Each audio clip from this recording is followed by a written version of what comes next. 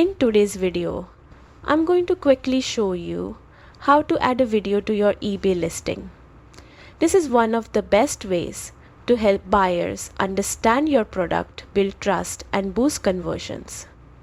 And it only takes a few minutes. Start by opening eBay in your browser and log into your account. Once you're in, head over to My eBay or Seller Hub. This is where you manage your listings. Find the listing you want to update and open the listing editor. Inside the editor, look for the section where you normally upload photos. Right next to that, you'll see the option to add a video. Click on it and choose the video file from your computer. Make sure the video is in MP4 or MOV, clear, and shows your product's important features.